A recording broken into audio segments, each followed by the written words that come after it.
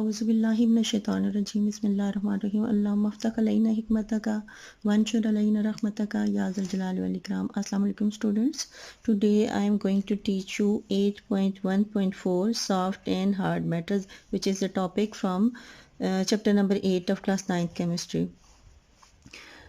इससे पहले आप मैटर्स के बारे में पढ़ चुके हैं, तो थोड़ा सा हम उसको रिवाइज कर लेते हैं कि मैटर्स के बारे में हमने इससे पहले जो है वो क्या पढ़ा कि मैटर्स क्या होती हैं। We have learned that matters are those which are good conductor of electricity and heat and which are malleable, which are ductile and exist in a solid state except mercury। तो हमने मुख्तलिफ definitions और मुख्तलिफ properties matters की बड़ी अच्छी तरीके से पढ़ी हुई हैं। पहले भी एक चैप्टर में पढ़ी थी और इस चैप्टर के स्टार्ट में भी हमने पढ़ी हैं कि उनकी डिफरेंट प्रॉपर्टीज़ जो हैं वो क्या हैं। तो इसके अलावा जो साइंटिस्ट ने इसको रीडिफाइन किया मैटर्स को, वो भी आपने पढ़ लिया कि कैसे किया कि मैटर्स आर दो substances which loses electron and form cations, कि जो कैटाइंस बनाते हैं एक्सेप्ट हाइड्रोजन वो सारे के सारे क्या हैं, वो मैटर्स कहलाते हैं। अब जो है वो मैटर्स जो हैं उसको हम देख लेते हैं कि पीरियोडिक टेबल में हमने देखा था कि मैटर्स जो हैं वो टोटल ज़ाहिर है पीरियोडिक टेबल में अरेंजमेंट की हुई है जितने भी एलिमेंट्स हैं, तो उसमें से 118 में से हम देखते हैं कि मैटर्स जो हैं उनकी पीरियोडिक टेबल में कौन कौन सी प्लेस है। तो हम पीरियोडिक टेबल को अब देख लेते हैं। पीरियोडिक टेबल में हमने ये भी पहले किया था कि जो फर्स्ट ग्रुप है, इसी चैप्टर में हम बार बार पढ़ चुके हैं कि फर्स्ट टू ग्रुप्स में दोनों इलेक्ट्रोपॉजिटिव हैं, ये अल्कली मैटर्स हैं एक्सेप्ट हाइड्रोजन, एंड ये जो है अल्कलाइन अर्थ मैटर्स हैं, ये दोनों मैटर्स हैं। इसके अलावा ये आपको ब्राउन कलर का ये ट्रांजिशन मैटर का जो है ये नज़र आ रहा है, एक रेक्टेंगुलर जो है ये सारे के सारे ये क्या हैं, ये भी मैटर्स हैं। इसके अलावा ये लैंथेनाइड और एक्टिनाइड जो हैं ये सारी के सारी ये भी मैटर्स हैं। और यहाँ पर जब आप इस राइट साइड पे आ जाते हैं तो यहाँ पे आपको येलो कलर की जो नज़र आ रही हैं ये भी सारे के सारे मैटर्स हैं। लेकिन मैटर्स की जो जनरल प्रॉपर्टीज़ हमने पढ़ी हैं, लेकिन मैटर्स के अंदर भी सारे मैटर्स की प्रॉपर्टीज़ एक जैसी नहीं है, बल्कि मैटर्स जो हैं वो भी एक दूसरे से डिफरेंट हैं। तो on the basis of their strength matters को दो जो है वो पार्ट में डिवाइड किया गया है। स्ट्रेंथ के लिहाज से कि मैटर्स की अपनी अपनी स्ट्रेंथ होती है, तो उनके स्ट्रेंथ के लिहाज से उनको on the basis of their strength उनको टू पार्ट्स में डिवाइड किया गया, एक सॉफ्ट मैटर्स और एक हार्ड मैटर्स। अब जैसा कि नाम से ही आपको पता चल गया होगा कि सॉफ्ट का मतलब होता है नरम और हार्ड का मतलब होता है सख्त, यानी छूने में जो आपको नरम और सख्त लगे, तो उन दो में डिवाइड किया गया कि एक नरम मेटल होती है और एक सॉफ्ट मैटर्स का नाम दिया गया, हार्ड को दूसरे को हार्ड का नाम दे दिया गया। अब यहाँ पर हम देखें कि सॉफ्ट मेटल कौन सी हैं, तो ये जो फर्स्ट टू ग्रुप्स हैं ये 1A और 2A, ये सारी की सारी, अब हाइड्रोजन तो एक्सेप्शनल केस है ना, वो तो मेटल है ही नहीं, तो उसके अलावा हम बात करें कि ये दोनों जो हैं ये सॉफ्ट मेटल हैं। इन दोनों में अल्कली और अल्कलाइन अर्थ मेटल जो सारी की सारी क्या है, सॉफ्ट मेटल है। और इनके मुकाबले में ये जो आप इधर आ जाएं, वैसे भी आपने देखा हुआ है जो आयरन है, लोहा आपने देखा हुआ है हमारे इर्द गिर्द, हमारे घरों में मेटल्स की भरमार है, हमारे इर्द गिर्द इंडस्ट्रीज में मेटल की सारी मशीनें जो है वो मेटल्स की बनी हैं। स्कूल में देखें फर्नीचर मेटल्स का बना हुआ है, आपके डिफरेंट चीज़ें जो आपने पहन रखी हैं उसमें भी बहुत ज़्यादा मेटल्स हैं, ज्वेलरी मेटल की बनी होती है, घर में किचन में देखें मेटल ही मेटल है, घर की कंस्ट्रक्शन में मेटल है। तो आप देख सकते हैं कि हर एक की जो हमारी रिक्वायरमेंट होती है, हर एक स्पेसिफिकली अभी अगर हम जाएं तो किसी भी चीज़ को बनाने के लिए उसकी रिक्वायरमेंट होती है। जैसे ब्रिजेस बनाए जाते हैं तो ब्रिज भी मेटल के बने होते हैं, तो उसके लिए हमें ज़ाहिर है वो ब्रिज के लिए तो हमें बहुत ही हाई स्ट्रेंथ का, जिसकी टेंसाइल स्ट्रेंथ बहुत ज़्यादा होती है, उस तरह का मेटल चाहिए होता है।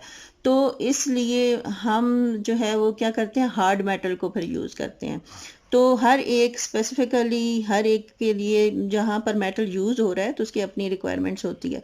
तो हमने क्या करना है कि दोनों को देखना है कि हार्ड मेटल क्या होता है और उसको कंपेयर करना है उसके सॉफ्ट मेटल से। आपने देखा, आपने गोल्ड भी देखा हुआ है, छू के देखा है, आपने सिल्वर भी देखा हुआ है, आपने आयरन भी देखा हुआ है। इसके अलावा इर्द गिर्द जितनी कॉपर घरों में होती है, वायर्स होती हैं कॉपर की, वो भी देखी हुई हैं। और ये सारी की सारी क्या है, ये हार्ड मेटल्स हैं। और जो फर्स्ट टू ग्रुप्स है सोडियम का हमने डिटेल से पढ़ लिया, सोडियम की प्रॉपर्टीज़ का पता है, उसको हम as a representative soft metal के ले लेते हैं। मैंने आपको बताया था कि ये जस्ट लाइक, अब भी मेरे पास सोडियम नहीं है कि मैं आपको दिखा दूं, लेकिन ये जस्ट लाइक रेज़र की तरह, जो आपके बैग में रेज़र्स हैं उनकी तरह उसकी सॉफ्टनेस होती है कि इसको आपने पढ़ा कि नाइफ से काट सकते हैं, जबकि आप लोहे को नाइफ से नहीं काट सकते। तो ये जो चीज़ें हैं उसके लिए स्पेसिफिक जो टूल्स होते हैं जो लोहे को काटते हैं। तो ये जो है आम जो घरों में नाइफ होता है, हम सोडियम काट सकते हैं। तो ये क्या है, ये सॉफ्ट मेटल है। और जो बाकी के मेटल्स हैं वो इस साइड पे जो ट्रांजिशन मेटल्स आ जाते हैं और ये वाले मेटल्स आ जाते हैं, तो ये क्या है, हार्ड मेटल्स हैं। अब ये क्यों सॉफ्ट मेटल है, ये इजीली टूट सकते हैं क्योंकि आपने पढ़ा इनकी आयनाइजेशन एनर्जी बहुत लो होती है। पहले में आउटर मोस्ट शेल में एक इलेक्ट्रॉन होता है, सेकंड ग्रुप के आउटर मोस्ट शेल में 2 इलेक्ट्रॉन्स होते हैं, तो 1 और 2 इजीली रिमूव हो जा सकते हैं एज कंपेयर टू अदर्स। इनकी आयनाइजेशन एनर्जी वेरी लो होती है और ये इजीली जो है वो टूट जाते हैं, इसलिए ये क्या है, सॉफ्ट मेटल हैं। और हार्ड मेटल्स जो हैं उनका क्या है कि हार्ड मेटल की बॉइलिंग पॉइंट भी हाई होता है, इनका मेल्टिंग पॉइंट भी हाई होता है, इनका आयनाइजेशन एनर्जी भी हाई होती है और ये इजीली जो है वो टूटते नहीं हैं। इनकी टेंसाइल स्ट्रेंथ बहुत ज़्यादा होती है। अब ये जो हैं ये लेस रिएक्टिव होते हैं, इनके मुकाबले में ये जो हैं बहुत ज़्यादा रिएक्टिव होते हैं, यानी क्योंकि आयनाइजेशन एनर्जी लो होती है ना, तो सारी प्रॉपर्टीज़ इंटरडिपेंडेंट होती हैं। क्योंकि आयनाइजेशन एनर्जी लो होती है इसलिए इनकी रिएक्टिविटी भी बहुत ज़्यादा होती है, बहुत ज़्यादा रिएक्टिव होते हैं ये वाली मेटल्स जो होते हैं सॉफ्ट मेटल। इनके मुकाबले में हार्ड मेटल्स इतने रिएक्टिव नहीं होते, वो लेस रिएक्टिव होते हैं। अब मैंने आपको कहा था कि दोनों को रिप्रेजेंटेटिव आपकी बुक में दिए हुए हैं। सॉफ्ट मेटल को जो है वो सोडियम की एग्जांपल दी हुई है, हार्ड मेटल में आपको आयरन को, तो दोनों को कंपेयर किया गया है। चलिए आए हम भी दोनों को कंपेयर करके देखते हैं। तो हम इधर जो है सॉफ्ट मेटल में हम लिख लेते हैं सोडियम और ये आयरन को हम हार्ड मेटल में लिख लेते हैं। अब ये आयरन और सोडियम को हम कंपेयर करेंगे। अब देखें सोडियम का आपने पढ़ा कि इसकी सिंबल है Na और हार्ड मेटल में आयरन का सिंबल है Fe। फेरियम इसको कहते हैं लैटिन में, तो इसलिए इसका सिंबल क्या होता है, Fe इसका सिंबल है। अब देखें इसकी पोजीशन हम देखते हैं कि इसकी एटॉमिक नंबर और पोजीशन जो है पीरियोडिक टेबल में क्या है। हम प्रॉपर्टी के साथ नाम लिख लेते हैं। तो इसकी पोजीशन और इसका एटॉमिक नंबर यहाँ पर देखें। पोजीशन क्या है इसकी, ये फर्स्ट ग्रुप में पाया जाता है, पीरियोडिक टेबल में फर्स्ट ग्रुप में पाया जाता है और ये अल्कली मेटल है और इसका एटॉमिक नंबर क्या है, 11। तो ये फर्स्ट ग्रुप में है और कौन सा मेंबर है, थर्ड मेंबर है, थर्ड एलिमेंट है और एटॉमिक नंबर क्या है, 11।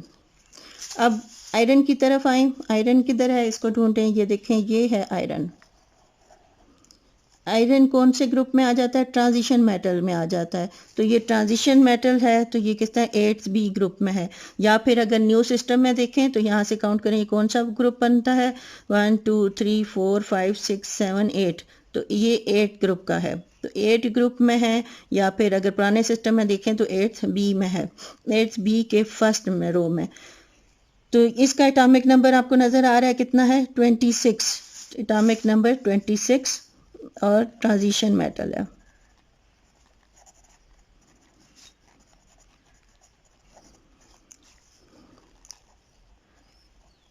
एट ग्रुप जो है 8th बी ग्रुप है इसका और इसका एटॉमिक नंबर कितना है, एटॉमिक नंबर 26। अच्छा, अब हम नेक्स्ट इसकी प्रॉपर्टी की तरफ आते हैं। प्रोडक्ट टेबल में हमने इनकी पोजीशन दोनों की देख ली। अब हम देखते हैं कि हार्डनेस इसकी चेक करते हैं। तो हार्डनेस आपको पता है एक सॉफ्ट मेटल है और एक, तो ये क्या है, ये सॉफ्ट मेटल आ गया और ये क्या है, ये हार्ड मेटल है। लोहे का आपको पता है, देखा हुआ है, मुख्तलिफ चीज़ें आपके घरों में भी बनी हुई हैं। ये क्या है, हार्ड मेटल है। इसके अलावा इसमें अब हम देखते हैं कि इनके अंदर जो बॉन्ड, आपको पता है, आपने पढ़ा है मेटल्स के अंदर कौन सा बॉन्ड होता है, मेटालिक बॉन्ड होता है। तो अब हम बॉन्ड स्ट्रेंथ देख लेते हैं इसमें क्या है।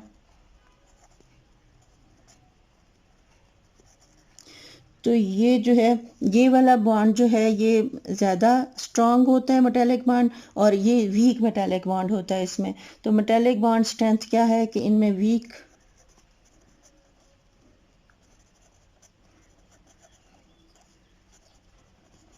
और ये स्ट्रांग मेटालिक बॉन्ड होता है इसमें।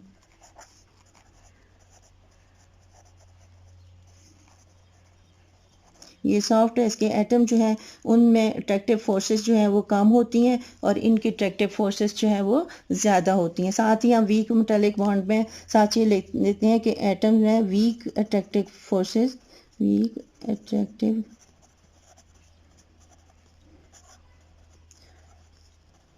एंड एटम्स, और यहाँ पे स्ट्रांग होती हैं।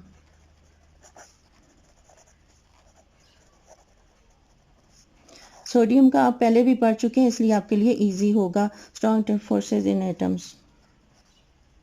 नेक्स्ट प्रॉपर्टी पे अब हम जाते हैं। हमने डिफरेंट प्रॉपर्टीज़, पहले तो इसके इंट्रोडक्शन में आप देख लें, इसका सिंबल जो है यहाँ पर हम प्रॉपर्टीज़ देख रहे हैं, तो हम इसको कंपेयर कर रहे हैं। तो सिंबल जो है सोडियम का जो Na और आयरन का Fe। इसके अलावा फिर हमने पोजीशन इन प्रोडक्ट टेबल देखा कि ये फर्स्ट ग्रुप का थर्ड एलिमेंट है, इसका एटॉमिक नंबर 11 है, और ये ट्रांजिशन मेटल है 8th बी ग्रुप का, और इसका एटॉमिक नंबर है 27। ये सॉफ्ट मेटल की जो है एग्जांपल है, और ये हार्ड मेटल की एग्जांपल है। यहाँ पे सोडियम का हमने देखा कि मेटालिक बॉन्ड, दोनों जो के मेटल हैं तो मेटालिक बॉन्ड से इनके एटम जो है आपस में जुड़े होते हैं, लेकिन इनके एटम्स के अंदर अट्रैक्टिव फोर्सेस जो होती हैं वो वीक हैं, और आयरन की एटम है अट्रैक्टिव फोर्सेस जो है वो बहुत ज़्यादा स्ट्रांग हैं। अब मैंने आपको बताया पहले भी कि इसके मेल्टिंग पॉइंट और बॉइलिंग पॉइंट जो हैं वो हार्ड मेटल्स के हाई होते हैं। तो अब हम पहले बॉइलिंग पॉइंट देख लेते हैं दोनों का कितना कितना है। तो बॉइलिंग पॉइंट इसका जो है वो सोडियम का 80 डिग्री सेंटीग्रेड होता है, और इसका जो बॉइलिंग पॉइंट है वो 2862 डिग्री सेंटीग्रेड होता है। अब देखें इसका कितना हाई है बॉइलिंग पॉइंट।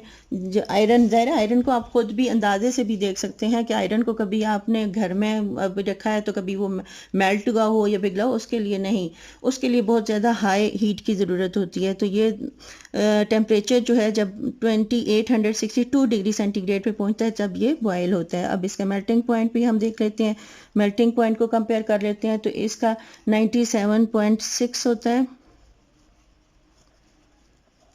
और जो मेल्टिंग पॉइंट इसका होता है वो है 1538 डिग्री सेंटीग्रेड।